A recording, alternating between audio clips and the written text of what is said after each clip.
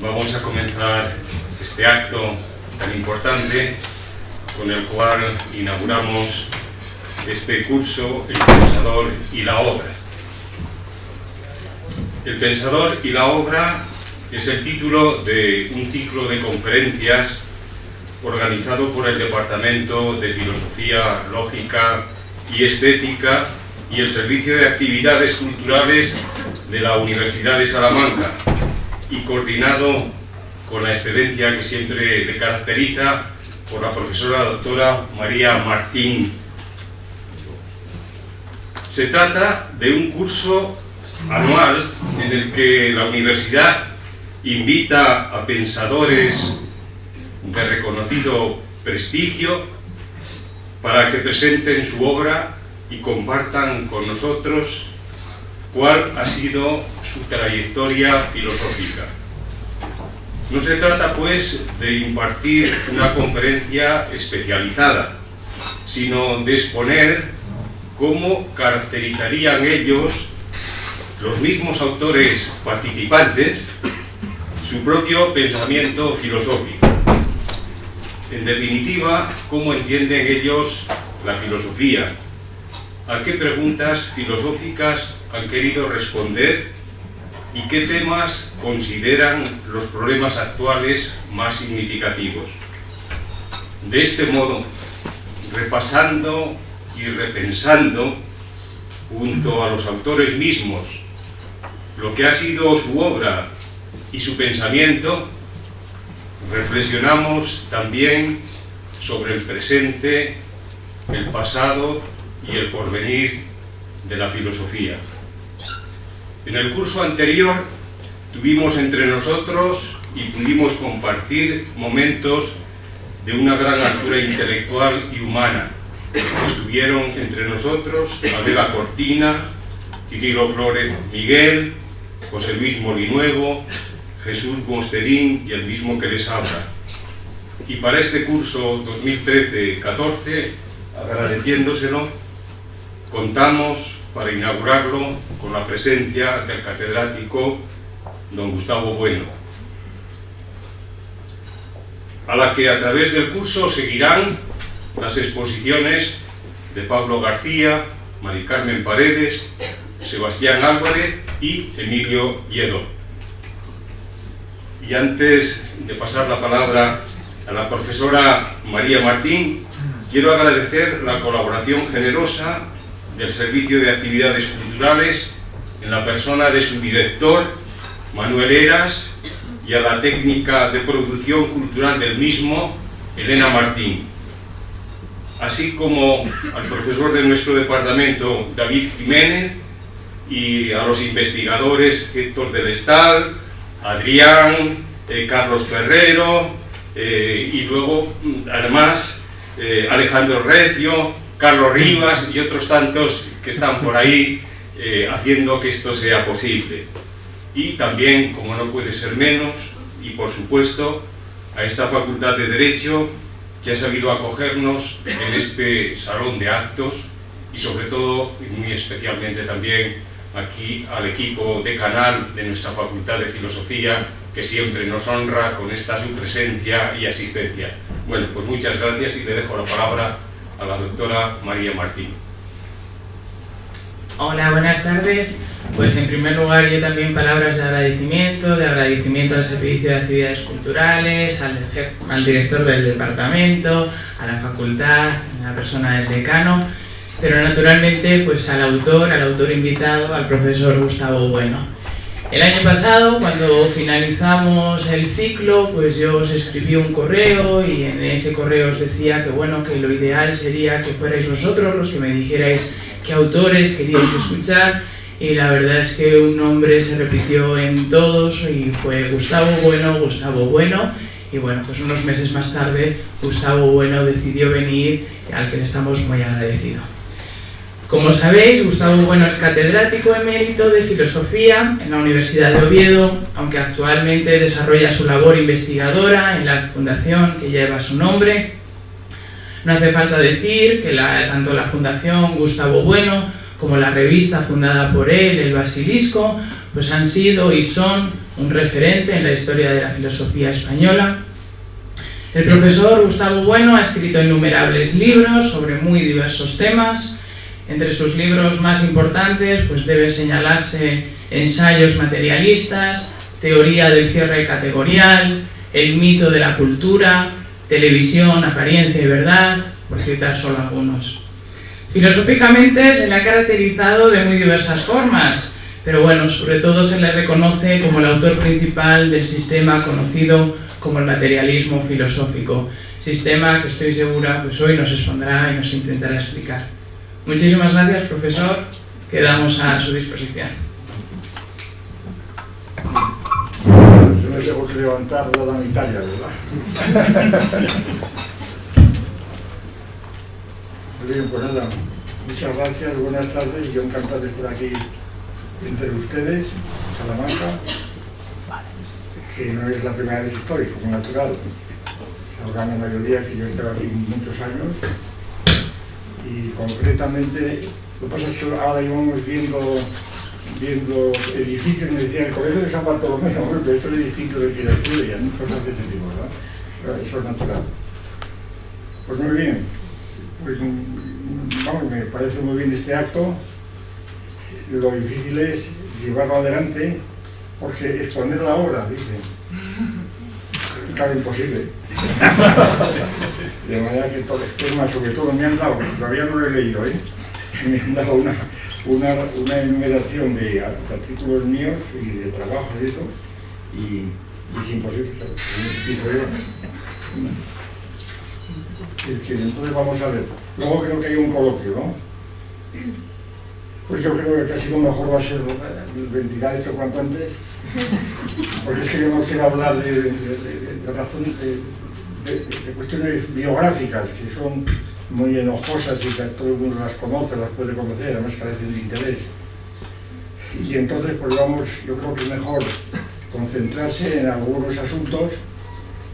Pues he oído por ahí que empezaban diciendo de cómo se empezó con la filosofía y demás. No, porque les voy a contar cómo empezó con la filosofía, ya lo he contado 40 veces, pero sí, era 41. Era en Zaragoza, el año... no me acuerdo. Podría ser... no me acuerdo qué decía. Vamos a calcular. 40, 41, por ahí, 41, 42. Yo cumplo ya muy pronto 90 años. Incluso les dice, sí, las cosas se ven desde lejos, ¿no? Y entonces, pues teníamos un profesor de filosofía, teníamos un profesor de ciencias naturales, que llamábamos Howie, y que entonces iban los profesores del Instituto Goya, donde yo estudié, pues iban todos vestidos con traje académico, ¿verdad? Con birrete, con toga y demás. Y pues fuimos compañeros y estudiamos, pues gente que está en Salamanca, y concretamente al Lázaro Carretero, que éramos compañeros del grupito del instituto, ¿verdad? Bueno, pues entre aquellos profesores había un señor de ciencias naturales, muy sabio, muy interesante, que siempre estaba diciendo, nos enseñaba los coleópteros y los himenópteros y siempre decía, la excepción confirma la regla. Y a mí aquello me llamaba mucho la atención, digo, la excepción confirma la regla. Y yo le pregunté, oiga usted, ¿y eso qué quiere decir? Bueno, pues le digo esto, que la excepción confirma la regla.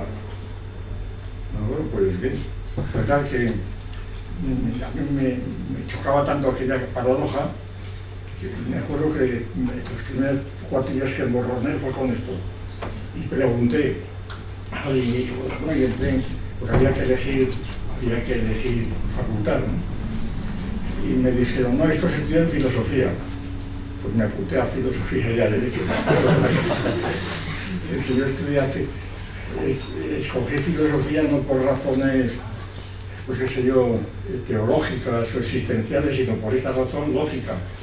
Y además que todavía estoy en ello, todavía no he salido, ¿no? Porque eso es decir, la elección confirmada de regla supone que es la regla, que es la ley, que es la excepción, ¿no? Realmente es todo, es todo. De manera que esto en cuanto al origen. Y después, Pues, ¿qué podría decir yo? Que la época en que yo estudié en Zaragoza no había todavía división del bachillerato, era un bachillerato común. De manera que y ha cambiado mucho como natural desde entonces. Yo recuerdo que era año 41-42, que prácticamente todos los que estudiábamos allí pues íbamos a la Facultad de Derecho, de Filosofía, pero unos iban a Ciencias, otros a Medicina, yo mucho a Medicina, y sobre todo porque entonces se veía mucho a Freud, estaba muy de moda. Digo esto para desmontar también los mitos del franquismo, ¿verdad? En el franquismo se explicaba Freud en la Facultad de Medicina, íbamos muchos a escuchar al catedrático, se llama Ardín, me parece, y nada, pues como era una cosa nueva, leíamos a Freud y estábamos viendo Libido por todos los lados. Y entonces pues estábamos curados de espanto. También otra cosa muy, vamos a decir, que en aquel grupo donde yo me moví, pues era casi obligatorio, lo digo yo respectivamente, saberse al detalle las novelas de Dostoyevsky, principalmente, de Tolstói y todo eso, ¿verdad? El crimen y el castigo, los hermanos Karamazov, todas estas cosas. Y no sé por qué, pero no eran son de protesta, sino simplemente de enterarse de lo que era aquello, y los debates y las discusiones estábamos por ello.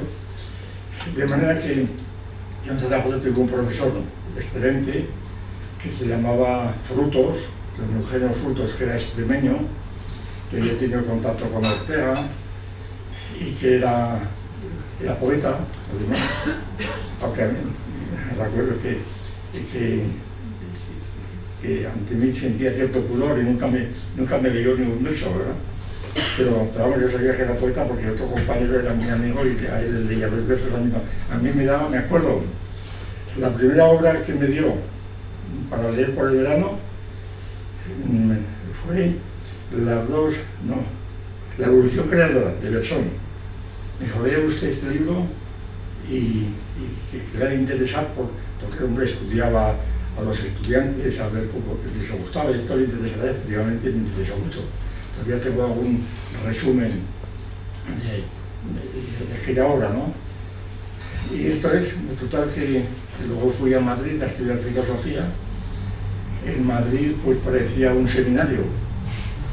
Es decir, los profesores eran todos dominicos, pero de prestigio, ¿eh? Pues por ejemplo, quiero decir que eran el padre Ramírez, supongo que todo el mundo ha oído hablar de él. Además estuvo en Salamanca, el padre Ramírez, ¿no? El padre Barbaro, también famosísimo entonces, que era psicólogo, estábamos en una psicología muy especial. Había sido discípulo de Cajal, sabía mucho de medicina también, de fisiología. Y es decir, prácticamente todos los profesores eran clérigos, dominicos, generalmente. El padre Mindán, que era el director de la revista de filosofía, que este era cura libre, que decíamos.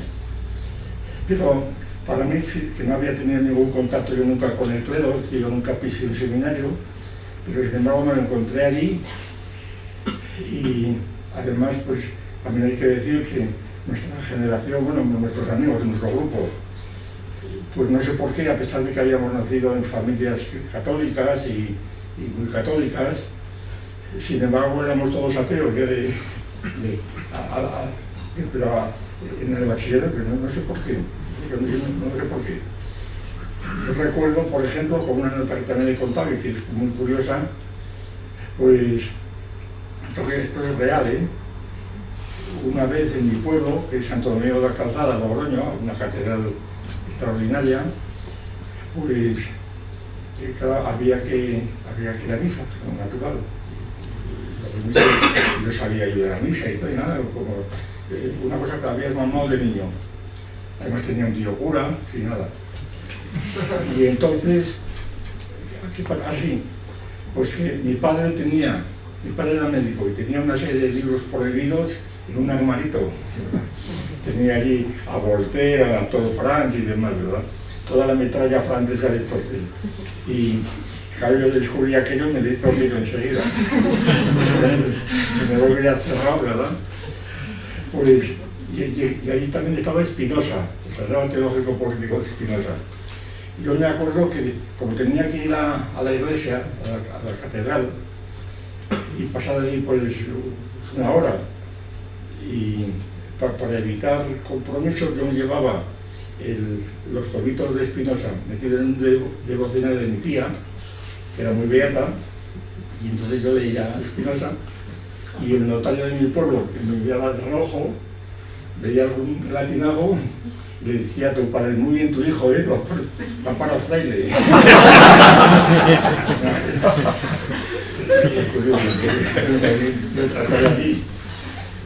Quiero decir con esto que a pesar de nuestra actitud ante los dogmas teológicos, pues no éramos anticlericales, todo lo contrario. Es decir, esta asociación que se ha hecho después, vinculando la Iglesia a la superstición, pues qué sé yo, a todas estas mitos anticlericales del krausismo y demás. En mi caso era imposible porque yo los sabios que conocía los tenía ahí vestidos de fraile, ¿verdad? Y sin la menor conexión después de que yo iba a ser fraile, era una cosa desde lejos, simplemente veía a un señor como el padre Barbado, el padre Sancho, el padre, ya no me acuerdo cuáles eran, ¿verdad? Que eran verdaderos sabios, sabían mucho de muchas cosas, además era gente muy amable. Al padre Ceñal, por ejemplo, que también ha sonado mucho, el padre Ceñal, la jesuita, será muy amigo mío. Nada, esto era. Y entonces, pues, yo creo que todas las cuestiones eran totalmente normales, ¿verdad? La vida ordinaria de un estudiante en Madrid. Luego, de Zaragoza fui a Madrid, donde estaba esta facultad, que digo, y en donde había mucha gente que había estado en la guerra, como natural, y que me acuerdo de uno que decía, no, yo soy escolástico porque la escolástica hay que quitarle un poco la caspa. Yo no sabía lo que era eso, eran unas consideraciones realmente raras, porque que era propio de gente más adulta, claro, nosotros teníamos de 18, 19 años, absolutamente analfabetos, incultos, inexpertos, pero sin embargo, bueno, yo estuve de becario en el Luis Vives, en el CSI, y allí sí había una biblioteca impresionante, como natural, y gente muy buena, que además atendía mucho, y entonces, pues, qué sé yo, las figuras de las que se hablaba en Europa, porque Estados Unidos entonces no existía prácticamente, ¿no? Pues era, por ejemplo, era Heidegger, claro, era la primera figura. Heidegger, precisamente Frutos nos hacía leer el Ser y el Tiempo allí en el año 53, no, 43. Había un seminario, leíamos a Sartre, el Ser y la Nada, a Heidegger, y después y todo lo que venía sobre Jasper, todas aquellas figuras. En primer curso, segundo de filosofía, las leíamos y las discutíamos, luego había seminarios, estábamos sin cesar. Había muchísimo interés por esto. Y en Madrid era distinto, porque allí era distinto. Había gente que estaba ya más orientada, tenía más experiencia y iban a tiro fijo, ¿verdad? No era la cosa absolutamente abierta e ingenua de unos individuos de 17 años que llegaba a salir a enterarse de quién era Heidegger y demás. Luego también tengo que decir, digo, para compensar esta idea de que la época del franquismo fue la época de las tinieblas y demás. Serán las tinieblas porque quisiera.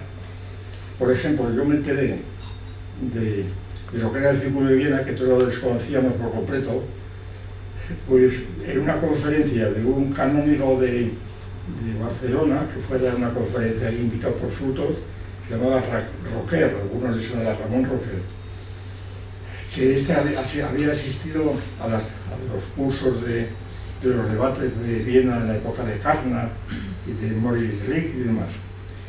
y di una conferencia sobre el Círculo de Viena. Yo la primera vez que oía una exposición de este tipo quedé asombrado, fui a preguntarle cómo podía yo adquirir algún libro, algún fascículo. Me dijo, yo te mando unos cuantos, y me mandó un paquete con fascículos que todavía lo conservo, y allí me enteré de aquello que fue una de las principales intereses que tenía yo después. Me enteré por la lógica y demás. Luego cuando fui a Salamanca, pues en el Instituto de Segunda Enseñanza de Salamanca. Bueno, estamos aquí en Salamanca. Pues en Salamanca. En el Instituto Fray León estaba... No, el masculino, el Fray León, la provincia de no había biblioteca apenas. Uno que llamamos Fray León, o que seguía estando. Allí estábamos Crítica Matemática, de Bertrand Russell, que era conocido de Zaragoza. Allí estaban, además estaba aquí un catedrático extraordinario que se llamaba Cuesta Lutari, algunos los matemáticas, era muy amigo. Y en la facultad estaban las obras de Carnap, de manera que había todo lo que quisieras, absolutamente lo que quisieras. Eran libros que no se leían, claro, porque estaban en las bibliotecas, porque los profesores no los recomendaban, porque estaban por otros, porque el que tuviera un poco de olfato ya los veía enseguida, no había ningún problema.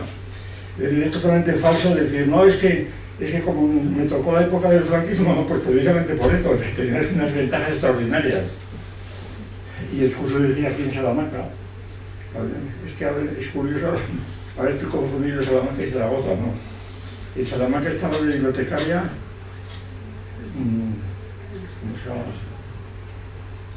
María Rosa Artigas o así, Artigas, con Carmen Artigas, que era la hija de Artigas, el famoso Artigas, el editor de Méndez Pelayo.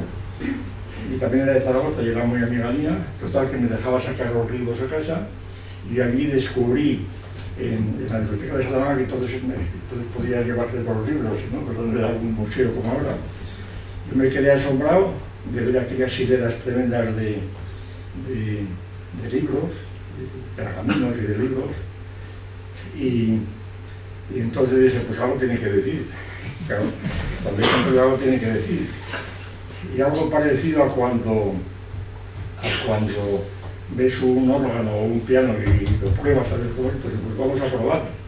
Y entonces me fui sacando libros y me hice bastante experto. Pues por ejemplo, que yo recuerde que, bueno, que yo tenía en mi mesa, yo vivía en el Colegio de San Bartolomé, precisamente, que por lo visto lo han cambiado, pero en fin.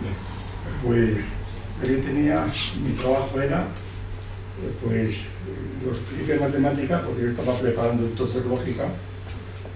Bueno, es que me he pasado que yo había ganado los oposiciones del instituto, eso es bien, pero eso se supone, ¿verdad? Y entonces, pues, tenía un libro de los principios de matemática, de Carnap, y luego allí, por toda la escolástica a la derecha estaban allí, pues que os recuerde, Juan de Santo Tomás era mi padre, ¿verdad? Y después los colimbricenses, los complutenses y todo lo que me acuerdo del Tratado de los Dones del Espíritu Santo. Bueno, hay una serie de anécdotas que podía contar, pero lo voy a dejar porque no saldríamos de aquí. Con el obispo de Salamanca entonces, pero no voy a hablar de esto porque, aunque es muy interesante, pero ya le he contado por escrito, de manera que ya está contado. Y entonces, pues nada, luego, ¿qué pasó? Así, pues me fui a Oviedo. Y en Oviedo, pues encontré entonces una cosa muy curiosa que era lo más parecido a Salamanca que había visto en cuanto a estructura de ciudad. Era prácticamente lo mismo, ¿no? Como natural. Eran dos universidades entonces laterales, porque entonces había una unidad central que era Madrid, y otros se llamaban laterales, ¿no? Y pues había un cuerpo de profesores muy parecidos, además había mucho contacto, estaban actos que venían mucho a Salamanca. Y, en fin, quiero decir que en Oviedo fue una repetición, porque luego empezaron a cambiar las cosas y que, sobre todo a partir de los años yo fui a gobierno y para eso fue los años 60, el año 60.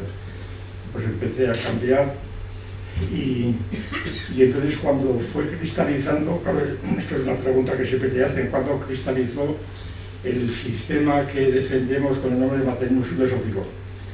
Pues fue un proceso como todo, muy largo, un proceso muy largo, pero claro, para evitar opiniones mías, hay un profesor que se llama, que ha hecho una tesis doctoral, una tesina sobre el origen del materialismo filosófico, y él lo centra en la, yo no he leído todos mis libros mucho mejor que yo, porque yo no los he leído como natural, ¿no? Aquello que decía en el Pelayo, qué sabio sería este señor, qué sabio hubiera sido si hubiera leído todo lo que escribió.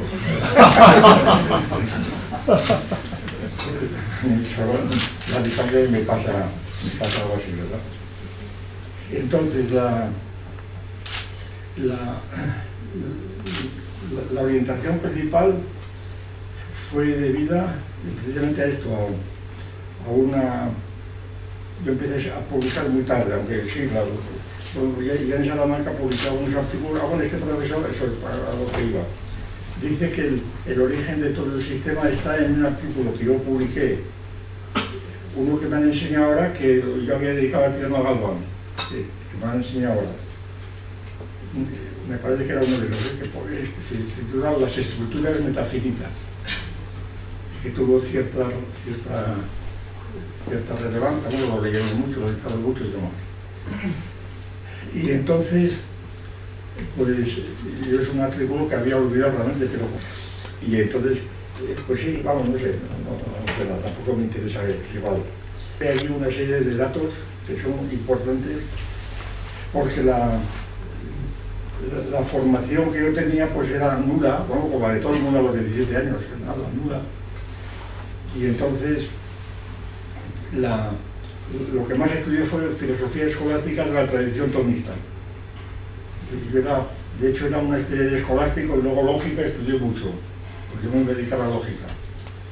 Y la dejé precisamente cuando empecé a estudiar matemáticas y entonces no había problema, claro, como pasar toda la vida estudiando lógica, ¿verdad? Y demostrando que implica, pues realmente no. Vamos, me dejó de interesar completamente por la operación con las matemáticas, que era mucho más rica y demás. Y por esa razón por eso no soy alumno de lógica, porque soy una cátedra por Oviedo, pero yo la lógica no me interesaba, no quería saber nada, es decir, no quería. Yo tenía en casa una pizarra que me habían fabricado a dos y me pasaba el día haciendo fórmulas y era una cosa que por sí mismo carecía de interés completamente. Para mí, para los que se especializan en eso, pues como natural no. Y entonces, pues las orientaciones mías principalmente eran de tipo totalmente materialista, como ven.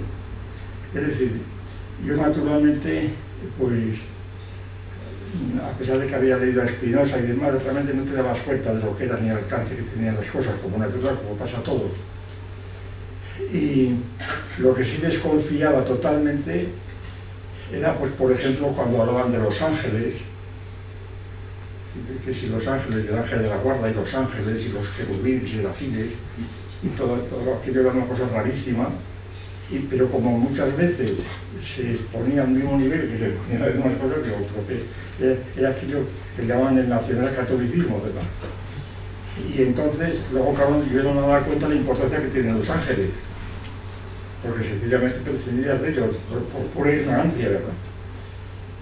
Y sobre todo estos días, he vuelto otra vez a recordar a la teoría de los ángeles con motivo de los extraterrestres, que al fin de cuentas es lo mismo, como dice San Agustín. Es decir, estos días, precisamente ayer tuve ocasión, no sé por qué, ayer tuve una conferencia no sé dónde, y tuve ocasión de recordar, no es que es un efecto curioso, no sé por qué, si porque estoy aquí en Salamanca se me olvidan confundo, más que olvidarse, confundo, ¿verdad? Que di una conferencia y donde tuve ocasión de recordar pues al profesor Drake, el famoso Drake, un majadero completamente. Es el autor de la ecuación de Drake para medir las probabilidades de vida en Saturno o en la Luna o donde fuera, ¿no? Según la distancia de la Tierra. Porque claro, este es uno de los investigadores más sólidos del observatorio de Arecibo y está metido en el proyecto SETI. Es uno de los que envió hace ya muchos años, en el 92, envió un mensaje con Carl Sagan, a todo el mundo lo conocerá, enviaron un mensaje a la Luna, no sé dónde, al espacio, al espacio. E incluso en Sevilla había la exposición de Expo 92, había allí una instalación por el precio, no sé, de 50 pesetas, ¿sí? Te daban un billete y tú escribías un texto y lo metías allí, te prometían que se lo mandaban al espacio. Y había una cola tremenda. Y entonces digo, bueno, vamos a ver, un poco de broma, pues no sé qué. Y entonces recibí un recibo diciendo, recibiría usted la respuesta, al recibir la respuesta era de 4.554. No, ya por lo menos me deberían. Entonces, esta serie de estupideces, ¿verdad?, que están tan de moda, precisamente estos últimos días, a mí me ha sorprendido en las cadenas de televisión, pues, por ejemplo, la 2, la cadena 2 es una de las cadenas, a mi juicio, a mi mejor opinión, de las cadenas donde está concentrada la gente más peligrosa por su analfabetismo, es increíble, ¿verdad? Y sus pretensiones, las que siempre llaman las psicólogas y hablan de cosas de estas. Pues allí han comprado una serie de vídeos que dedican horas y horas en el canal de Historia, que se transmite por allí, a extraterrestres. Y es una cosa sorprendente porque salen ahí unos individuos que por el aspecto pues parecen profesores paleontólogos o geógrafos o lo que sea, o físicos, y empiezan a ver extraterrestres como si los hubieran visto, ¿verdad? Siguiendo las instrucciones de von Däniken, el famoso von Däniken, que también lo han incorporado, ¿verdad? Y entonces, pues este señor, este Drake, como digo, pues hizo una ecuación demostrando la probabilidad, para medir la probabilidad de vida en determinado planeta, siempre que se colocan las coordenadas galácticas, etc. Bueno, pues resulta que el otro día le han dado, la Sociedad Geográfica Española, la Nacional Geográfica de España, le ha dado una medalla como reconocimiento por sus trabajos del contacto con los extraterrestres, porque se me ha contactado todavía. Me ha contactado y ha salido en los periódicos, hay un típico americano, y es una cosa sorprendente, y como la gente dice, no, que es un impostor, ¿verdad? Y entonces, claro, pues, y como todo el mundo sabe, si ha leído a San Agustín, pues San Agustín es el primero que dice que los habitantes, los démones, los que habitan los planetas, los démones que son corpóreos, claro, los démones eran cuerpos para los griegos. Pues entonces que los démones son después los ángeles. Son los ángeles. Y después hay una literatura extraordinariamente abundante sobre el asunto, ¿no? Es decir, quiere decir que los ángeles están dibujados o pensados efectivamente en la geología ya de Santo Tomás y la cosa son espíritus puros, pero eso es un grado de abstracción muy superior, ¿verdad? Los ángeles están pensados como demonios, como el demonio de Sócrates, por ejemplo, un cuerpo que está ahí detrás. Y entonces, claro, quiero decirles, para un poco ir aproximándome a lo que quería yo expresarles, mi aproximación al materialismo. Yo desconfiaba totalmente del concepto de vivientes incorpóreos. Si una persona viviente, pues es un cuerpo. Y bueno, eso era una evidencia que yo tenía constantemente. Yo iba mucho con mi padre, me llevaba a las autopsias y a ver cadáveres y demás. Entonces, claro, aquí se tocaba por la mano que el viviente era un cuerpo. Entonces, el viviente incorpóreo era como nieve frita, ¿verdad? Era una cosa completamente que nos pegaba, como círculo cuadrado. Viviente incorpóreo, pero resulta que los ángeles eran vivientes incorpóreos. Bueno, pues entonces eso fuera, quitado de él fuera. Pero esto implicaba enseguida, claro, que desconfiabas también del alma, que tenemos un alma, que es un espíritu, y además cuando te enterabas el gran racionalista que era Renato Descartes, ¿verdad? Como decimos aquí, como dicen los cursos de Descartes, ¿verdad? Pues cuando Descartes hablaba, además inspirado en un medio paisano de aquí, que es Gómez Pereira, de venir del campo, ¿verdad? Cuando decía Descartes que teníamos alma y cuerpo, que el cuerpo es un autómata, es decir, que no vivimos, ni sentimos, ni los animales ni los hombres, somos máquinas, somos puras máquinas. Lo cual no quiere decir que no tengamos sensaciones y pensamientos, pero las sensaciones y los pensamientos pues son afecciones del alma, no del cuerpo. Es decir, el cuerpo no puede tener sensaciones, no puede sentir. Es el alma la que siente. ¿Y el alma qué es? El alma está ahí, al parecer, unida al cuerpo, creada por Dios. Nada, la tradición de siempre, que San Agustín, ¿no? Pues San Agustín en su juventud, como sabemos, pues fue traducianista y pensaba que el alma de los hombres se transmite a través de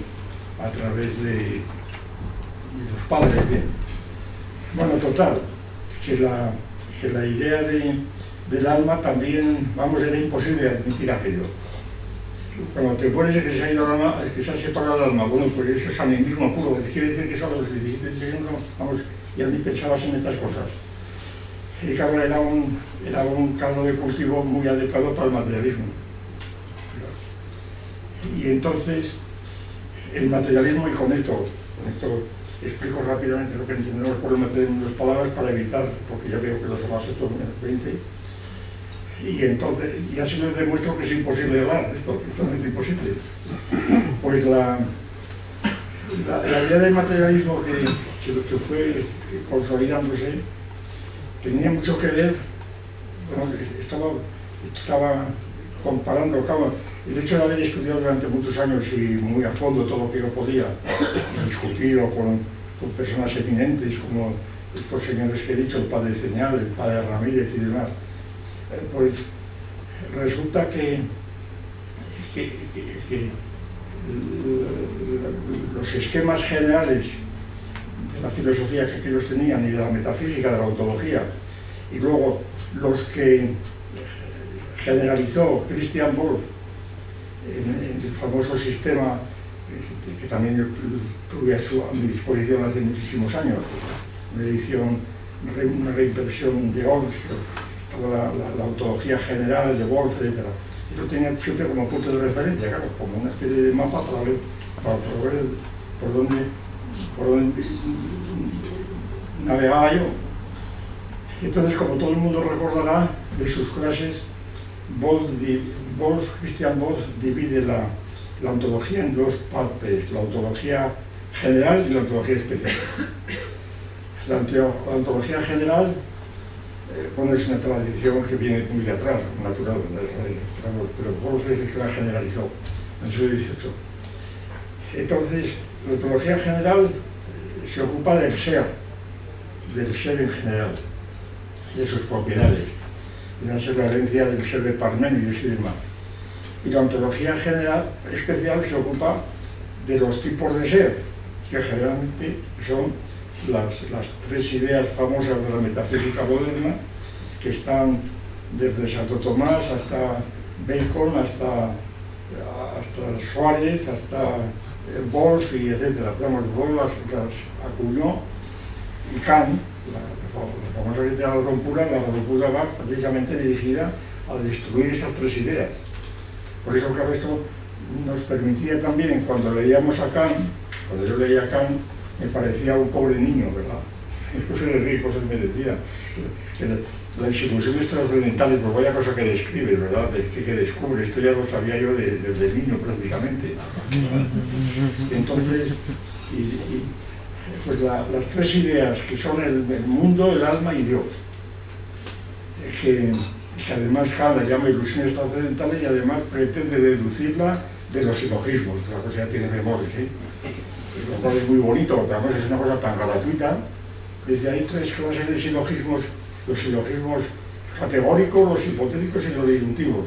Entonces, en cada uno de ellos, la razón pura, porque no obra con materia tomada de las sensaciones, la razón pura, pues va segregando, como generando unas ideas vacías, que son, cuando estás silogizando con silogismos categóricos, ahí aparece el alma, hipotéticos aparece el mundo y disyuntivos Dios.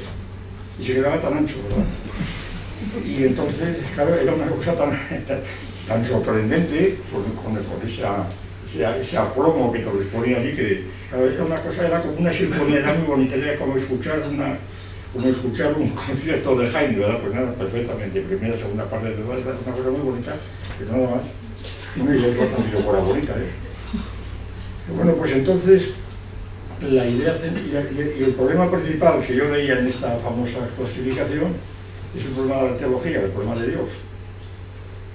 Porque, claro, Dios se estudiaba como una parte de la ontología especial, pero al mismo tiempo en la teoría tomista e incluso suarista, hay una diferencia grande, como saben, entre los dos, pues Dios era el ser por esencia, el primer ser, el primer analogado del ser, es decir, que Dios estaba a caballo entre la ontología general y la especial, esa es la cuestión.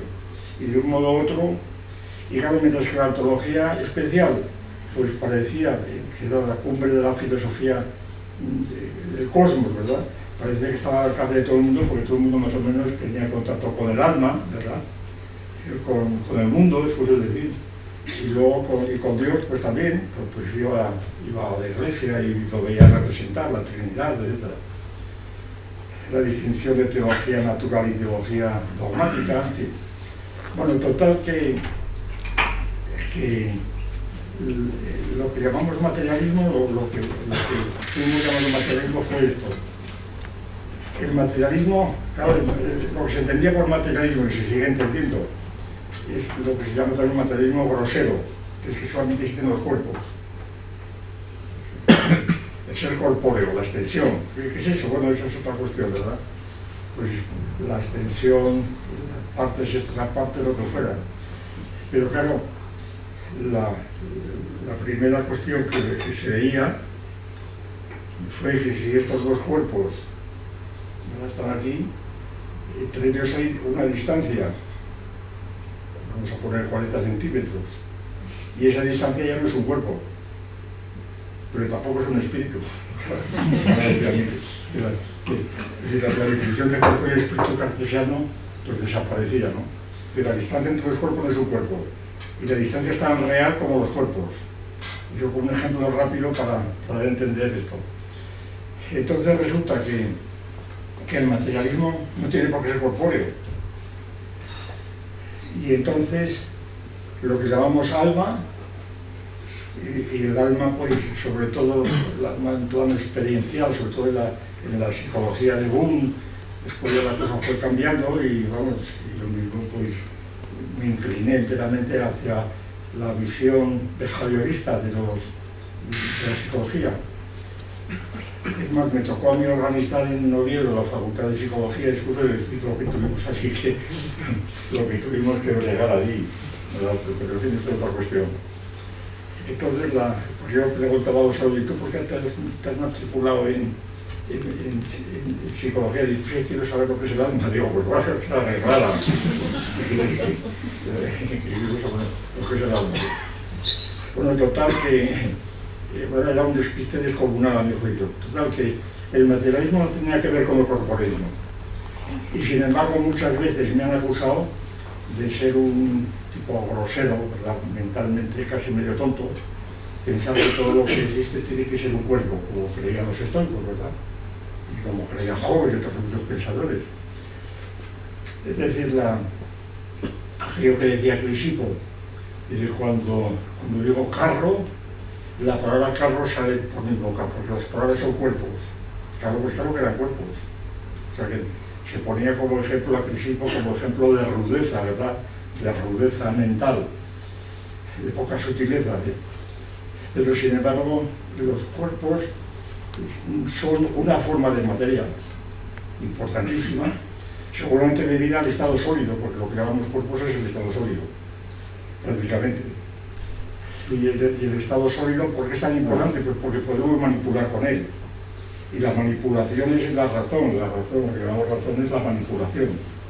Es decir, cuando razonas no es porque estés haciendo silogismos. Los silogismos, si los entiendes es porque los has escrito. Ya has escrito ahí unos círculos de Venn, de Euler, lo que fuera, y te estás dando cuenta cómo encajan unos círculos con otros que son cuerpos, que los has dibujado o los has recordado. Y entonces la razón es operar con cuerpos. Hay una fórmula de Poincaré que me hizo mucha impresión, que dice Poincaré que un niño, si un niño estuviese durante los 8 primeros años de su vida sentado en una silla sin moverse ni un músculo ni nada, pues este niño no podría entender ni la geometría de Euclides, no podría saber la geometría. ¿Por qué? Pues porque para saber los rudimentos de la geometría hace falta manipular, separarse, transformar, combinar. Y entonces la razón está sobre todo en las manos. Y por eso la importancia de tener las manos libres, como ocurre con nuestra especie, pues que viene de la bipedestación, claro, cuando nos ponemos de pie quedan las manos libres, y entonces esas manos libres son el principio de las operaciones. Claro, porque las operaciones, que es donde ponemos la razón, las operaciones no son las operaciones escolásticas, son operaciones del alma, el concepto, juicio y raciocinio, es cosa de decir, el raciocinio. Y entonces esas operaciones son operaciones de los cuerpos. Y entonces esto lleva inmediatamente a la cuestión famosa donde empezó todo esto del cartesianismo, con los animales. Pero es que hoy día ya está, en aquellos tiempos no, entonces no había etología. Los animales eran, pues eso, eran pues máquinas, o ni siquiera esto, eran irracionales. El insulto mayor que podía dar a uno es llamarle perro o llamarle el nombre de un animal, o rata, ¿verdad? Siempre. Y en cambio esto, ya, el materialismo inicial, cuando teníamos 18 años, pues inclinaba siempre. A mí me impresionó mucho el perro de San Basilio, cuando me enteré del perro de San Basilio. Es una situación que plantea San Basilio, un perro que va siguiendo la pista a la liebre y entonces llega a un camino donde se trifurca el camino. Entonces va por el camino, huele y no hay pista, no hay rastro, o huele el segundo, no hay rastro, y sin oler se lanza por el tercero. Claro, esto era un silogismo disyuntivo, ¿verdad? Que es el problema de Hauer. Y entonces realmente pues había una inclinación a entender que los animales pues tenían razón, razonaban, hablaban. Claro, cuando ya en el año 19, pero entonces era muy poco conocido aquí. Yo las obras de Keller las leía muy tarde, ya está de Oviedo.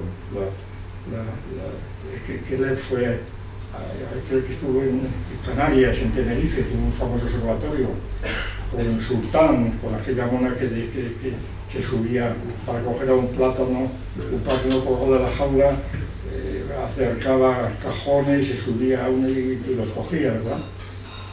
Y resolvía problemas.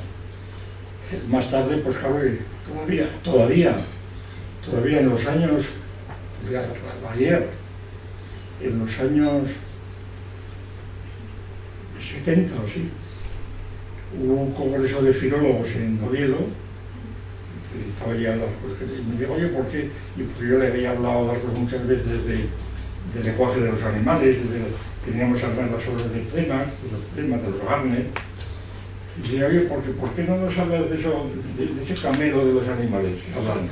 Digo, ese hombre encantado. Y bueno, pues yo les expuse allí a los lingüistas que eran de primera fila, ¿no? Bueno, pues casi tuve que salir por la ventana de insultos, ¿verdad?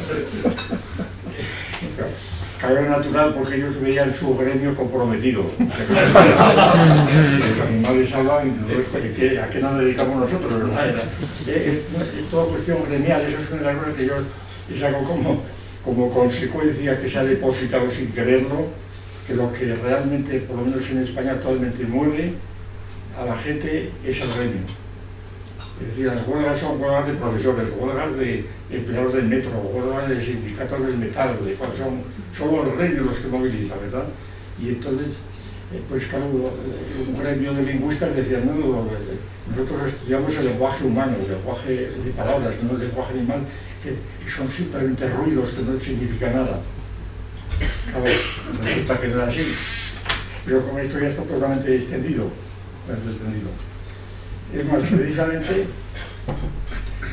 yo esperé a publicar uno de los libros que tenía que hablar, El animal divino, porque El animal divino era un libro que estaba destinado a demostrar que la religión tiene fundamento. Es decir, que no era un libro contra la religión, ni menos contra el credo, al revés. Era un libro contra... Es más, me sorprendió que en un congreso que hubo hace, no sé, 4 o 5 años en Murcia, y donde se habló mucho sobre el animal divino y otras obras mías y demás, pues había allí dos estudiantes de cura, 2 sacerdotes jóvenes, tendrían 25 años, 30 años, que eran el animal divino, y digo, pero ¿cómo leen ustedes esto? Dice, no, sí, lo leemos en el seminario, porque además yo no había hecho un estudio sobre el libro de Ezequiel, porque dice que le sirvió mucho el libro para el libro de Ezequiel. Hombre, pues muy bien. Lo cual quiere decir que no había absolutamente la menor. Y además dice, esto es perfectamente asimilable por la dogmática católica. Yo, pues estupendo, a ver si consigue que lo pongan de texto el libro, ¿verdad?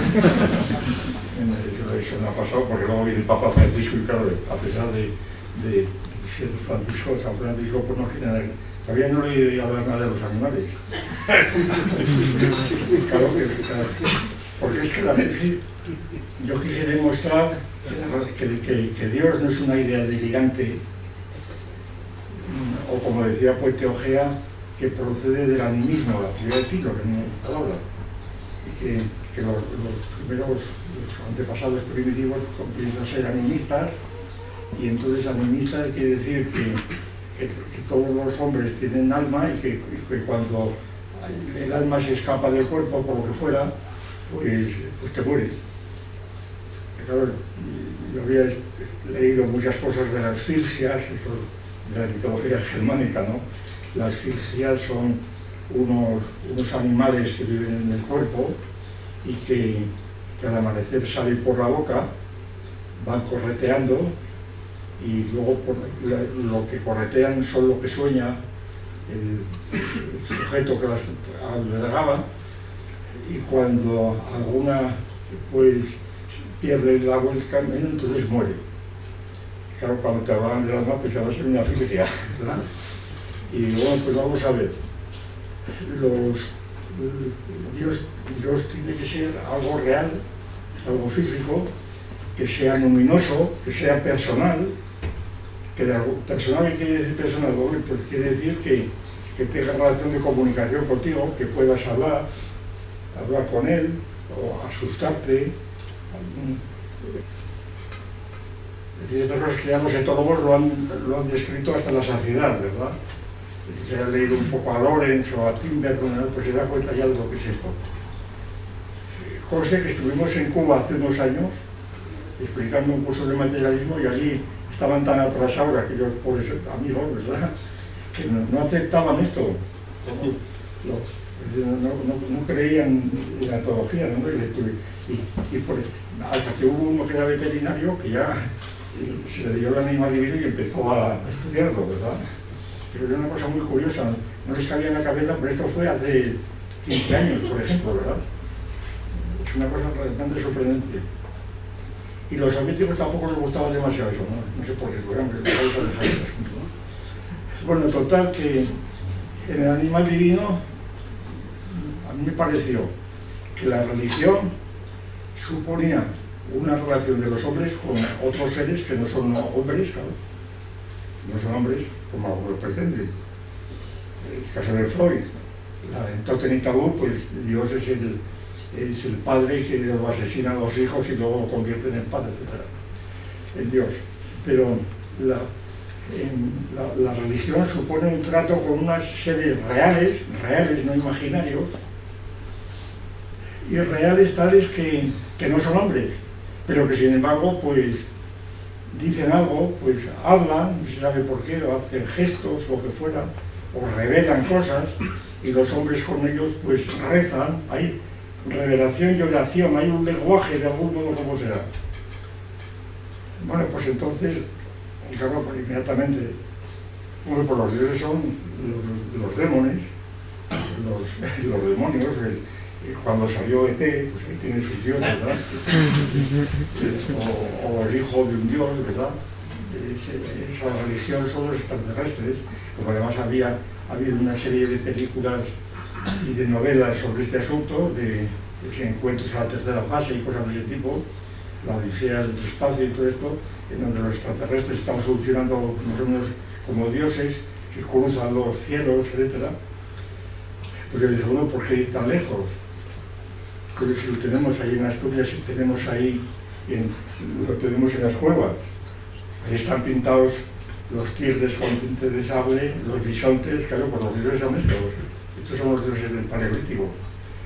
Y es curioso que esto es un secreto a voces, porque todos los paleontólogos que yo he conocido o que he leído, resulta que a Altamira le llaman el santuario del Paleolítico. Años antes hablaban del panel, el panel como si fuera una obra de arte, ¿verdad? Y hay un libro que entonces se leía mucho que era de Altamira a Picasso, como si los de Altamira hubieran sido pintores que ponían allí y las cosas eran para exponer, claro. Lo más elemental es decir, bueno, estos son representación de los númenes que eran los dioses originarios, por eso llamamos animal divino. Entonces, ¿qué ocurrió? Pues que la religión primaria, hablar de la religión entonces nos carecía de sentido, porque la religión tiene sus fases. En la religión primaria los dioses son los animales con los cuales tienen que convivir, que han convivido durante siglos los hombres. Después, cuando los dioses han sido liquidados, pues sea por los cazadores, sea porque han ido muriendo, cuando desaparece la fauna del Pleistoceno, como suele decir. Entonces, claro, la religión empieza a pasar a los hombres, precisamente como dominadores de los animales. Y ahí viene la religión secundaria, cuya expresión más evidente es Egipto, los aztecas, los mayas y los chinos, ¿verdad? Si uno examina con criterios objetivos qué es lo que hace que Ramsés II sea ascendido a Dios, pues evidentemente que está empotrado, que lo empotran en una estatua donde está pues un lobo, un águila, ¿verdad? El caso de los Osiris. Es decir, la divinización de los faraones griegos se consigue mediante la asimilación a figuras animales. Y entonces basta que rasques un poco en cualquier cosa, bueno, y a veces animales reales. El buey apis era un buey real que lo guardaban los sacerdotes. Es más, hay multitud de testimonios, bueno, yo tengo por natural muchas referencias en el animal divino, en donde los animales son lo que entendían que eran realmente los dioses, los egipcios. E incluso todo el mundo recuerda en Moisés, cuando Moisés baja del Sinaí y se encuentra que los israelitas están adorando a un becerro, al becerro de oro, y entonces la Biblia, y esto es decir, me ha costado, he tenido que ir a la Biblia 40 veces porque me pusieron a parir, ¿verdad? Que me había inventado yo esto, no. Pero lo que hizo Moisés fue, al criticar la superstición, fundir el becerro y dárselo a beber a los supersticiosos. Por lo cual, si se les quitó la superstición, claro, los dejó fundidos. Pues este becerro era el boyapi. Este becerro era el buey de los egipcios. Y claro, ahí pues Moisés se comportó al destruir el becerro y le mandó a destruir, pues como se comportaban los dadaístas cuando tiraban ácido sulfúrico a la Gioconda, ¿verdad? O lo que fuera era, porque eso es decir cómo valoraría hoy el becerro de oro, pues un director de un museo de primera magnitud, ¿verdad? Bien, total, ya voy a terminar esto. La idea del materialismo la entendemos como la ampliación. Yo tengo que decir que Ferrater Mora reconoció en las cartas que ahora se han publicado de él, que la correspondencia, pues se interesó en tiempos mucho por el ser materialista y por el más divino, y entonces en una carta me decía, cosa que yo se me había olvidado completamente, lo leí hace un par de meses, que era muy ingenioso, decía él, haber establecido la teoría de los tres géneros de materialidad, M1, M2 y M3 que llamamos, precisamente porque permite así de este modo pues manejar problemas metafísicos. Claro, pues como que eso hizo un descubrimiento tremendo de Ferrater, ese era el objetivo. El objetivo es que si nosotros dejamos de hablar completamente de Dios, del alma y del mundo, como tres ilusiones trascendentales, entonces ¿de qué hablas? Del ADN. Para esto ya están los bioquímicos para que hablen, ¿verdad? Y para que presuman de que tienen la clave de todas las enfermedades. Pero sencillamente no se puede cortar con una tradición de siglos, que está además enredada por todas las demás partes. No se puede dejar de hablar de Dios ni del alma, es imposible. Tiene un fundamento real. Este fundamento real, pues, se establece así. M1, llamamos nosotros M1 a un género de materialidad, es decir, no un mundo. La teoría de los mundos, del primer mundo, el segundo, el tercero de Popper, que la tomó de los reinos de Simmel y que a su vez la tomó de Platón. Es decir, que es una tradición muy consolidada. Pues, naturalmente, hablar del primer mundo, segundo mundo, tercer mundo, como habla Popper y otros muchísimos, todos los popperianos que después han ido a las rastras de él, eso a mí me parece una cosa completamente absurda y metafísica, porque no son mundos. La extensión no es un mundo, es un componente del mundo aspectabilis. Es decir, nosotros vivimos en un mundo que nos llamamos M sub I, M mayúscula sub I. Este mundo sub I es el mundo aspectabilis que decían los antiguos, ¿no? El mundo que vemos y tocamos. Es decir, el mundo donde están los planetas, los astros, los bosques, todo esto, ¿verdad? Todas estas cosas que vemos y tocamos. Es el mundo. Claro que si el mundo es finito o infinito, bueno, esas son otras cuestiones, ¿verdad? Pero el mundo es aquello que es el objeto de la física, pero no solo la física, de la biología, de la política, ¿no? Es decir, un mundo donde hay cuerpos, pues todas las cosas reales, en la medida en que aparecen a través de la materia corporal, llamamos M1. Y el M1 no es ninguna entidad sustantiva, es simplemente un género taxonómico que es muy heterogéneo, con partes muy diferentes. Bien. Ahora bien, todo el mundo tiene también la experiencia, todo el individuo humano tiene una experiencia de que tiene sentimientos, dolores. Por ejemplo, el que haya tenido un dolor de apendicitis, pues no se lo olvidará, ¿verdad?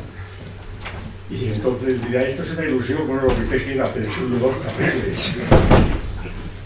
Y un dolor de apendicitis pues no es una cosa espiritual. Yo no concibo un ángel con apendicitis, ¿verdad?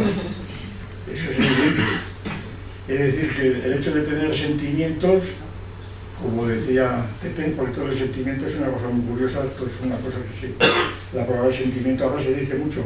Es que no es que los catalanes sienten que son catalanes y contra los sentimientos no vale nada. Eso es una mitificación de los sentimientos, porque el sentimiento es una idea que se alimentó Tetens, sobre el cual Kant forjó su sistema, y que venía a ser la presencia del alma ante sí misma, es justo decir, cuando el alma está ante sí misma, entonces siente.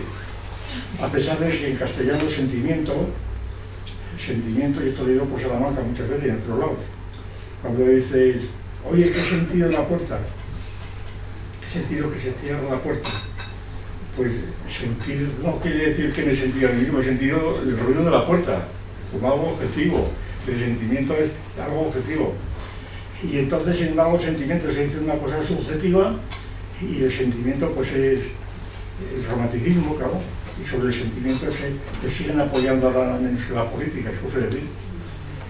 Yo le decía a un petón el otro día, yo me siento registrador de la propiedad, pero es igual que me sienta porque no lo soy, ¿verdad? Es un sentimiento, si tú haces un esfuerzo y te entrenas bien durante un mes, te puedes sentir perito agrónomo o lo que quieras, ¿verdad? Pero no lo eres, claro.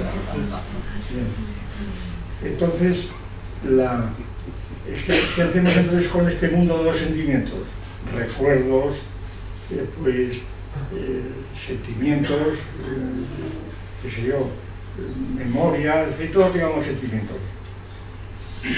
Pues son tan materiales como otro, pero un género distinto de materialidad, que llamamos M2, y que se caracteriza por su concavidad.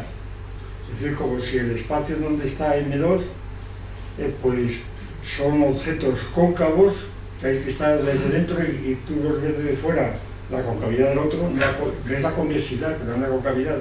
Y entonces esos glóbulos, como quieras llamarles, pues estos son M2 y no tienen más misterio, que es mucho que lo que tienen visto desde fuera. Realmente toda la discusión del behaviorismo versa sobre este asunto, ¿no? Contra la psicología introspeccionista y demás. Es decir, la psicología no consiste en meterme en la mente del otro, ni la filosofía consiste de Aristóteles meterse en la mente de Aristóteles. La mente de Aristóteles, ¿cómo te vas a meter, verdad? Mente de Aristóteles, pero no dijo usted bobadas, ¿verdad? Usted lo que tiene es un libro que pone ahí Aristóteles. Y entonces tú no te puedes meter en la mente, lo que tienes que meter el libro en tu mente, a lo mucho al revés. Y entonces, y para eso tu mente tiene que ser por lo menos tan grande como el libro de Aristóteles, y no te cabe. Lo cual tampoco es tan difícil porque tú llevas a Aristóteles la ventaja de 23 siglos de cosas después de él. Que como decía la famosa fórmula de Bacon, estamos en número de gigantes, pero todos entendemos perfectamente, no hay ninguna presunción. Y después hay un tercer género, tan material como otro, que tiene que ver con la distancia que decía yo antes, que es pues todo el mundo de las relaciones lógicas o matemáticas, que lo llamamos M3, sin lo cual no funcionaría absolutamente nada, ¿verdad? Si, por ejemplo, un ejemplo rápido que se lo voy a poner para que se vea de qué hablamos. Si estamos con un cuerpo que se mueve inercialmente, es decir, la inercia supone que el cuerpo va a la misma velocidad y línea recta en momento uniforme, indefinidamente, sin necesidad que nadie lo mueva. Esa es la gran significado de la inercia. Es decir, el principio antiguo, todo lo que se mueve por otro. Aquí encuentra su final. Un cuerpo inercial no se mueve por otro, se mueve por sí mismo. Bueno, esto es un decir, ¿eh? Porque viene la teoría de la gravitación y la cosa cambia, pero en fin. La idea es esta. Se dice muchas veces que los cuerpos se mueven inercialmente. Entonces, cuando el cuerpo se desvía de la línea inercial o cuando cambia de aceleración, entonces se supone que lo que ha ocurrido, que es un efecto, precisamente, este efecto ha cambiado el ángulo con respecto a la línea inercial originaria. Y este cambio, pues es M3. Es decir, si tú quitas esas líneas ideales, desaparece completamente, desaparece, que es lo que hace Bertrand Russell cuando expone en la teoría de la relatividad de Russell, pues pretende que la teoría de la relatividad de Russell no es más que un juego de espejos entre lo que pensamos y las realidades que sentimos, porque eso no es. El M3 forma parte de la estructura del mundo, como forma parte de la estructura del mundo, pues todas las ecuaciones matemáticas que sin las cuales no puede desarrollarse la astronomía y demás. Entonces, el materialismo, queremos decir esto. Por tanto, que el materialismo supone que todo lo que podamos hablar pertenece siempre a la ontología especial.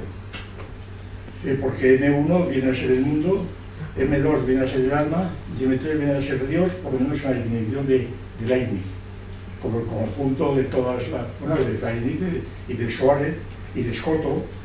Es decir, Dios es la infinitud de atributos, de ideas que son eternas, etcétera, y tienen un rigor especial. Entonces, la idea, ya voy terminando, entonces la idea del materialismo es esta. Y la negación principal del materialismo es suponer que estamos hablando de la ontología general. La ontología general es totalmente irrepresentable, aunque se comprende como un límite. Y es material, también materia, pero es una materia, nosotros llamamos materia ontológico general, de la cual no se puede decir por sí mismo absolutamente nada. Se parece un poquitín a la materia prima de Aristóteles, pero no es la materia prima, porque la materia prima pertenece a la ontología especial. La topología de Aristóteles no tiene materia prima, está todo en potencia, ni siquiera los astros tienen materia prima, porque está todavía ya actualizada en los astros, que son semidioses en el sistema de Aristóteles. Y entonces la idea de la materia prima, pues es una idea que se parece un poquitín, digo, para decirlo así rápidamente, a lo que entendemos por meter ontológico general, y que tiene sobre todo su función cuando se aplica a ciertas situaciones de la ontología especial, donde hay ejemplos que son muy largos de exponer, digamos que están ya analizados y discutidos, pero eso no quiere decir que no sean discutibles, pero están discutidos, no es una cosa que esté simplemente improvisada. Y entonces, por ejemplo, me acuerdo ahora, hay un famoso biólogo inglés que, tratando de averiguar o de determinar las opiniones sobre el origen de las aletas de los peces, un problema típico de los evolucionistas. ¿Por qué los peces tienen aletas y diferentes clases de aletas? Bueno, pues Balfour introdujo la famosa hipótesis de la aleta continua. Tienes que los protopeces, diríamos, tienen una aleta continua que después fue recortándose, y la aleta que tenemos aquí, pues esto es más o menos lo que quiere decir la materia ontológica general. La aleta continua es una aleta indeterminada que después va troceándose para salir las aletas B. Y entonces, este es el marco general. Ahora bien, de aquí, Carlos, salen multitud de situaciones, sobre todo de guías, pues, por ejemplo, el espacio antropológico. No hay tiempo ya. Bueno, pero vamos a dejarlo porque es que es imposible. Es que habría que explicar un poco para que supieran de qué estamos hablando. Pero esto es imposible, creo que sí. En otra ocasión. De manera que nada, si a uno le interesa puede leerlo perfectamente, y si no, pues no lo leen.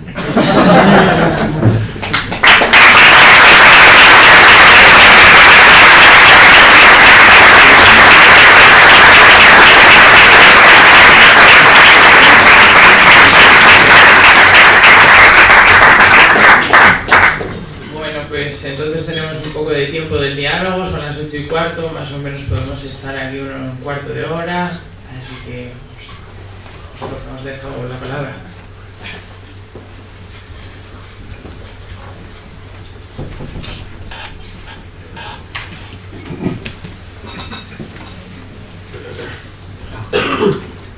Vamos a ver. En primer lugar, felicitarle al profesor Gustavo Bueno por esta ponencia. Yo desde hace años he leído algunos de sus libros, me he divertido, me lo paso bien. Hay todos unos presupuestos materialistas o como se quiera llamar, en este sentido materialista que usted ha explicado. A mí hay una cosa que me interesa mucho y que yo creo que en su obra ya, no lo sé, no está, por eso quiero preguntárselo, si está o no incluido estos tres mundos de los que usted ha dicho, y que el segundo se refiere a los sentimientos, a la interioridad del sujeto. Claro, hay investigaciones recientes sobre el cerebro que podrían darnos pista de que el materialismo tiene su vigencia filosófica y antropológica, puesto que todo lo que sentimos, pensamos, contemplamos, está ubicado, tiene una base que es el cerebro humano. Sin embargo, yo me he quedado sorprendido porque algunos neurocientíficos que conocen muy bien el cerebro explican que, bueno, no podemos hablar del alma en sentido tradicional, pero hay procesos cerebrales difícilmente explicables en base bioquímica y materialista, que es, por ejemplo, el problema de la autoconciencia. O sea, la conciencia que yo tengo de estar contemplando y escuchándole a usted, etcétera, eso es más o menos ubicable y controlable qué está pasando en mi cerebro, ¿no? Por eso cuando yo pierdo determinadas funciones, pues pierdo determinadas capacidades. El problema interesante desde el punto de vista filosófico, y que yo creo que me parece que no sería del todo materialista, o por lo menos no se explica todavía, es la autoconsciencia. O sea, cómo yo soy capaz de no ser... ¿Por qué no es capaz? No, ¿cómo que no? No. La respuesta que quiero decir es que no es capaz, la autoconsciencia es una palabra, no es nada. No, claro, ese es... No, pero, vamos, permítame, no se puede responder a un problema filosófico solamente diciendo que es una palabra, la autoconsciencia. No, pero, perdón, es que con el problema filosófico lo dice usted. Bueno, lo dicen aquellos individuos que pretenden explicar qué acontece en el cerebro cuando alguien... El problema es importantísimo, desde luego, yo lo he seguido todo lo que he podido.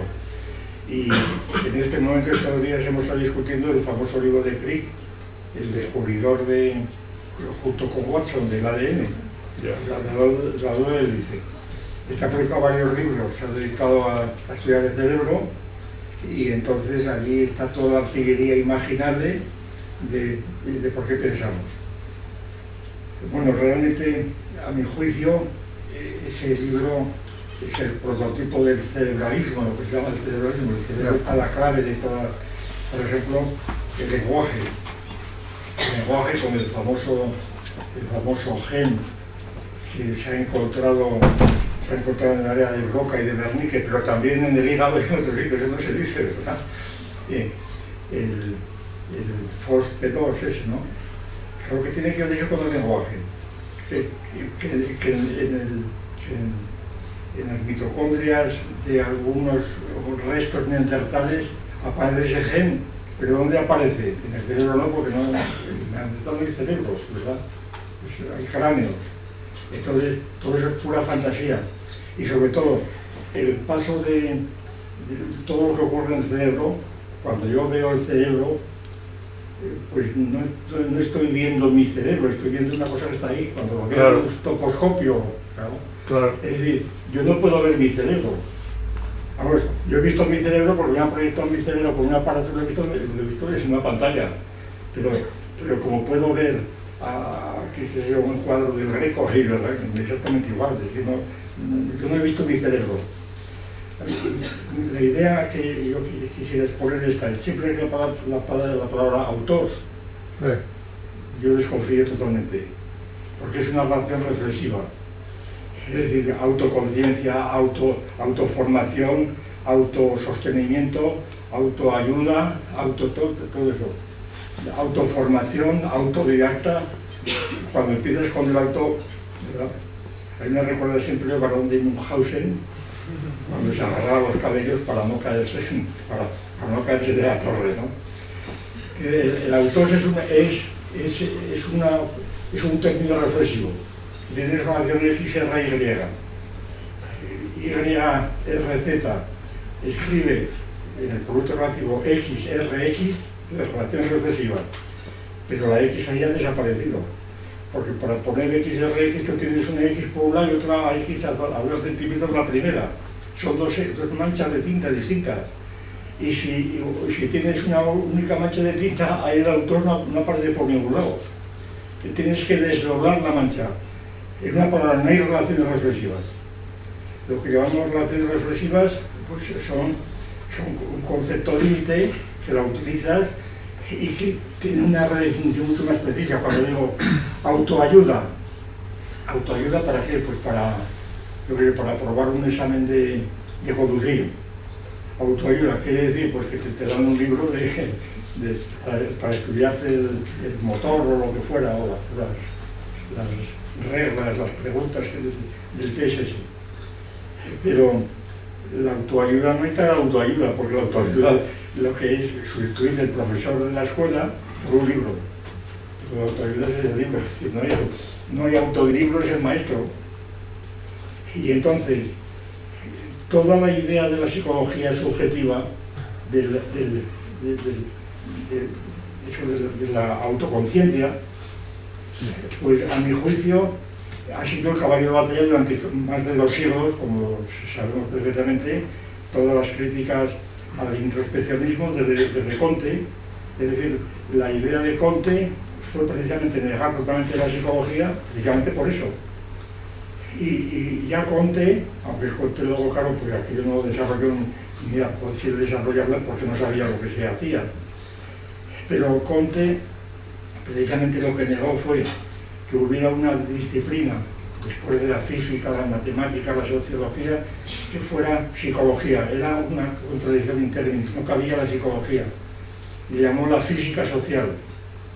Claro, pero... Fue la primera base de lo que luego hizo pues, Watson y todos los demás behavioristas, y Skinner, etc. Es decir, que hoy día, bueno, es cierto que también están los cognitivistas, también está la psicología cognitiva, que ha vuelto otra vez a reivindicar pues eso, la autoconciencia, ¿verdad? Pero yo sencillamente, yo no entiendo, será porque soy muy corto de inteligencia, yo no entiendo cómo alguien puede decir que se mete en lo que el otro piensa. Primero, el otro no piensa nada, segundo, pero ¿qué se sabe pensar? Por eso cuando dicen el pensador, a mí no me miden, ¿eh? El pensador, claro, el pensador es el pensador de Rodin, ¿verdad? Yo creo que con unas posturas rarísimas, pero ahí desnudo, lo cual quiere decir que no es pensador. Claro, porque el hombre desnudo, cuando Desmond Morris, el famoso bestseller de hace ya 20 años, escribió El mono desnudo, porque observando pues, los pellejos de un montón de chimpancés y de hombres, resultó que los chimpancés tenían vello abundante y los hombres no, pues dijo, no, el hombre es el mono desnudo. Yo me acuerdo que cuando se el libro, pues dije, no, Desmond Morris es un poeta, porque esto no es pensamiento. ¿Cómo? Esto es el pensamiento más profundo, que vale, es el pensamiento más estúpido que puede haber, puramente poético. Porque para llamar desnudo a una piel que no tiene pelo, es porque supones que el pelo es un vestido. E interpretar el pelo como un vestido supone el vestido. Tú no puedes decir que el chimpancé está vestido con el pelo, eso es una pura metáfora poética. Y entonces lo que es el hombre es el mono vestido. Es el mono vestido, claro, vestido de hombre, claro, vestido. Y la diferencia entre los hombres y los animales está que los pigmeos y los andamaneses y los que quedamos, pues andan vestidos, ¿verdad? Con taparrabos, con estuches penianos, con lo que sea, ¿no? Y entonces un individuo que va desnudo, pues va vestido con el traje cero, como dije yo, entiendo, ¿verdad? E incluso también vestido, sí, el vestido. esto vas a ir a una playa nudista para darse cuenta de cómo es la escritura. Yo he ido a otras playas nudistas, yo me paseo de vez en cuando y entonces procuro ir viendo a ver desde fuera, claro, como no meto la mente de los que están dentro, pero yo dudo que tengan mente. Aunque dicen, no, yo tengo en mente, ¿qué coño vas a tener en mente, hombre? Yo tengo en mente, dicen, y se eleva, pero el individuo más analfabeto dice, yo tengo en mente, porque lo han oído en las películas y demás. Es decir, la idea de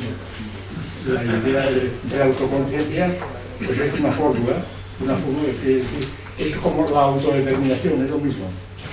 La autodeterminación. Pedimos la autodeterminación. ¿Eso qué quiere decir? El problema de la libertad. Es decir, si es que, bueno, es una cosa imposible de hablar aquí, como yo simplemente tampoco intento convencerles, simplemente decir por dónde voy. Había otra pregunta aquí a mi compañera y más o menos vas a tener que ser la última. Gracias. Bueno, felicitarlo, doctor, por toda su trayectoria, en realidad no solo por la pequeña muestra que él está haciendo aquí, Gracias. y sobre todo que a su edad siga con este ímpetu que creo que es lo más importante. Mi pregunta es la siguiente: de todas sus obras, ¿cuál es la que más recuerda, siente, vivencia y hoy traída a este presente? ¿Qué diferencia ve en el hombre de hoy frente a la situación que estamos viviendo? ¿Y cómo ve que la corrupción, lo malo, haya avanzado tanto? ¿Qué podemos hacer para no solamente desde la óptica de la sanción al funcionario, sino cómo podemos hacer hoy para que esto vuelva a sus cauces? Sí, es una pregunta central. Yo de acuerdo. Es más, yo acabo de escribir un libro sobre el asunto, aunque no está publicado, ni se va a publicar. Bien, quiero decir que le digo esto para corroborar su interés. Y yo creo efectivamente la impresión global que tengo, aunque puede ser superficial, es que el público en general es infinitamente más estúpido que hace 50 años. El grado de estupidez de la gente es casi total, ¿verdad? Está vinculado a la ignorancia. Es decir, la gente ahora, ha habido muchas cosas, ¿no? Pero sobre todo el hacer cosas, el hacer mentalmente cosas, el hacer rutina, ¿verdad? El otro día vi en un banco en Oviedo a tres jóvenes, tres adolescentes de 14 años, estaban en un banco sentados dentro del parque, y estaban los tres allí con el teléfono móvil, y me parecían chimpancés.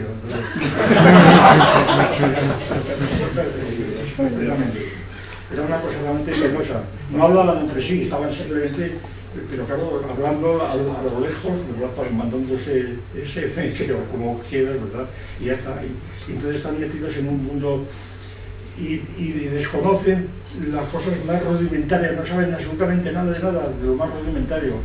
No leen prácticamente nada. Lo que les mandan leer de literatura son muchas veces obras escritas por Paniagua, ¿verdad? Del ministerio de esto, cuentos que escriben allí, bueno, que yo leo por mis nietos algunas veces y me aterrorizo. Es una cosa tan estúpida que cuentos inventados les han dado un premio, como ahora todo el mundo escribe, ¿verdad? Les han dado un premio y entonces la historia de los gafotas o del Pepito, ¿verdad? Es una cosa totalmente estúpida, y claro, esto al cabo de los años, y luego la gente pues cada vez tiene todo resuelto, cree que lo sabe todo, eso es lo peor. La gente cree que está al tanto de tal día, está a la vanguardia, por eso, porque conoce el último forma de internet o de teléfonos móviles o de iPad o como sea, ¿verdad? Está al día y cree que eso es algo, ¿verdad? No se preocupa de saber cómo funciona aquello, de cómo se puede ser. Por ejemplo, la televisión. Yo escribí un libro sobre televisión, apariencia y verdad. Todo el mundo habla, y además la escribí porque yo todos los libros que he escrito han sido por encargo, no por encargo, más que por encargo porque me ha dicho, hombre, escribo un libro. Pues me ha interesado, ¿verdad? No es que tuviera algún mensaje que dar. Voy a dar el mensaje sobre la televisión, no doy ningún mensaje, no tengo que dar ningún mensaje, sino simplemente las cosas más cotidianas. La televisión, claro, lo primero que en mi época, claro, los años 40, pues apareció en las revistas alemanas que habían descubierto la televisión. Era una cosa realmente sorprendente, parecía imposible la televisión. ¿Qué tenía eso? Pues inmediatamente procurar enterarte cómo funciona la televisión. Y por eso la televisión, yo siempre fui muy simpatizante de la televisión por estas razones. Lo considero como un principio increíble, uno de los... La televisión y el gramófono, para que pudieras oír la voz de una persona fallecida hace años, pues era una cosa que te interesaba.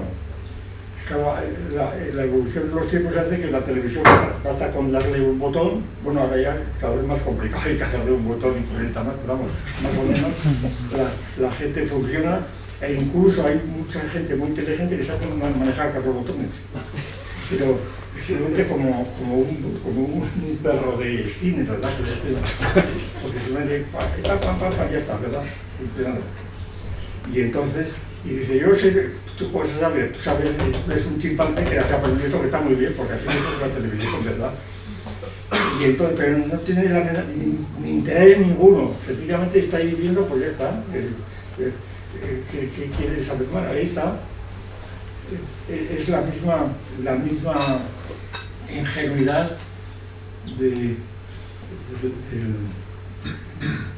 vamos a ver, hay muchos ejemplos, pero yo me acuerdo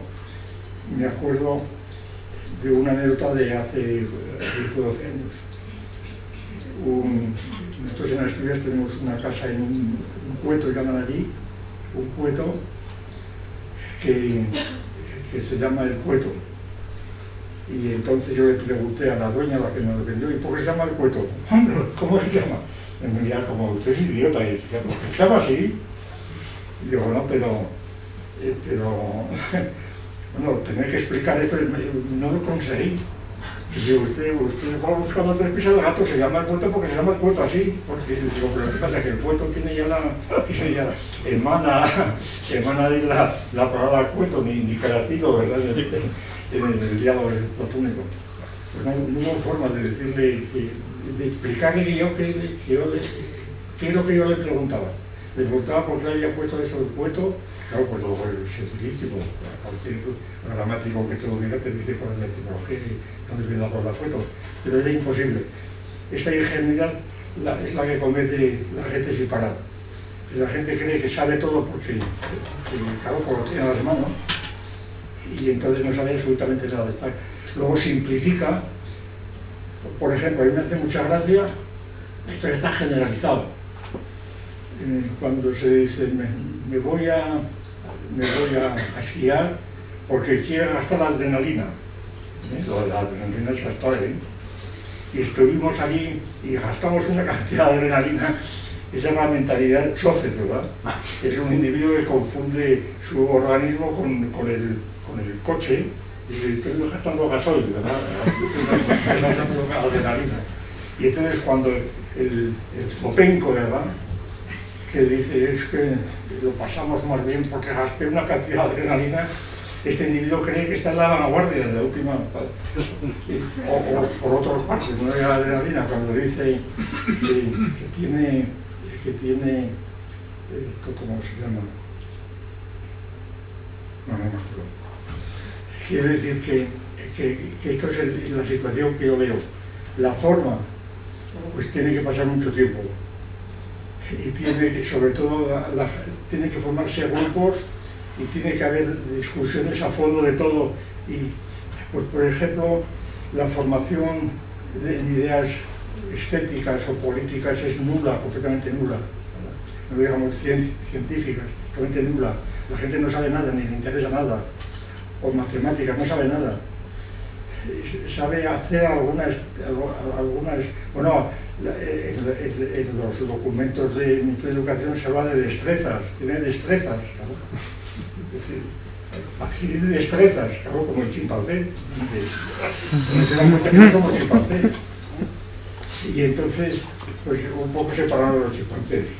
Es decir, la imagen que da un poco cuando oyes hablar, bueno, en televisiones, es decir, en la 2, que no sé si hemos hablado antes de ella, que yo tengo como uno de los refugios de la basura, la quintesencia de la basura, ¿verdad? Allí los pájaros que salen por las mañanas, esta mañana los he visto, además tienen cara de impostores. El individuo es un impostor y la individua también, ¿verdad? Que llaman, esta mañana llamaban a un psicólogo, a una psicóloga. Y entonces, ¿usted cree en la superstición? Decía la psicóloga, no, la superstición es anticientífica. Coño, que no hace falta que sea anticientífico la superstición, ¿verdad? Ella defendía que no había que ser superstición porque no era científica, pero ¿usted qué ciencia conoce? Ni siquiera citó la teoría de Skinner de la superstición, de la paloma supersticiosa, ¿no? La paloma que está en las cajas de Skinner tiene que picar al dispensador de alimentos para que se la puerta para salir, y entonces roza una vez su ala con una pared de la caja.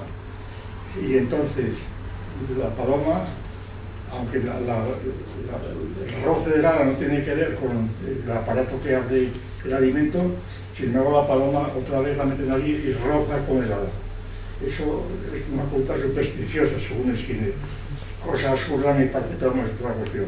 Porque la paloma no sabe el mecanismo de la caja para abrirla, no lo sabe. Por tanto, el hecho de que la paloma roce el ala para facilitar así la dispensación del alimento, pues no tiene que ver con el mecanismo causal, no se esté aplicando el mecanismo causal. A lo mejor es que simplemente pues, confía más en lo que ha pasado otra vez y está sometida a unas leyes de refuerzo de información que no tienen nada que ver con la relación de causalidad, pero vamos a hacer esto. Entonces la idea de la gente, pues yo creo que está en un nivel completamente de desconocimiento total, pero incluso de cosas elementales, ¿eh? No digamos ya de tener una idea, porque todo tiene la culpa los libros de texto. Por ejemplo, en historia, a mí me ha sorprendido siempre, ahora ha cambiado un poquitín, pero no sigue prácticamente igual. Aquella moda de la historia sin nombres propios. La historia es una ciencia nomotética y nada de nombres propios. Pericles, eso no hace falta saber quién fue Pericles o Alcibiades, nada. Son las masas, la burguesía ateniense, ¿verdad? Como es la burguesía ateniense, o la plutocracia ateniense que luchó contra la burguesía y con los esclavos, y entonces salió allí lo que será la monarquía o la tiranía. Entonces resulta que cuando lees 3 capítulos y llegas a Roma es lo mismo y exactamente todo lo mismo, que hay a base de la burguesía, la explotación y tal, ¿verdad? Un marxismo degenerado, el que se utiliza hoy, exactamente, Y entonces, pues la gente no sabe quién es Alcibiades, ni ha leído nada de Alcibiades o las cosas de Plutarco sobre Alcibiades, no he leído porque ellos se están editados por todos los lados. Se leen otras cosas, se leen interior, ahora no se lee nada, y eso se nota muchísimo, ¿eh? Yo creo que se dice muchas veces que el hombre es el animal que habla, sabe hablar. Pero yo creo que más importante que la palabra es el escrito. El gran salto que dio la humanidad fue el lenguaje escrito, porque el lenguaje escrito nos permite conectar con civilizaciones anteriores, cosa que no ocurre con la palabra. Con la palabra estás siempre dispuesto o pegado a la generación anterior que te ha enseñado. Y tú no puedes saber más que tu padre o que tu abuelo. Pero con el lenguaje escrito tú puedes saber más sobre Ramsés II de lo que sabía, yo que sé, Heródoto, ¿verdad? Tienes más fuentes de información. Es decir, lo que cambia completamente la actitud del individuo ante el mundo aspectabilis es precisamente la escritura. Y entonces, el olvidar la escritura y confiarla todo a 4 imágenes, ¿verdad?, que ves por televisión, por las pantallas de los teléfonos móviles, lo que fuera, pues es completamente un verdadero suicidio, El no hablar, el hablar cada vez menos. Los exámenes son todos escritos, o de test, no se habla. Y claro, eso se nota al cabo de 2 o 3 generaciones, pues nos convertimos en unos chipapés, que es el punto donde estamos. las reivindicaciones que se hacen cuando se dice, por ejemplo, que Fagor va a cerrar y entonces van todos los obreros de Fagor a protestar y a pedir mi puesto de trabajo al que tengo derecho natural, al puesto de trabajo, pero ¿dónde está el puesto de trabajo? Allí en unos casilleros en el cielo, ¿verdad? Aquí está mi puesto de trabajo, yo tengo derecho, pero ¿de dónde está ese derecho? Pero ese derecho, ¿dónde está?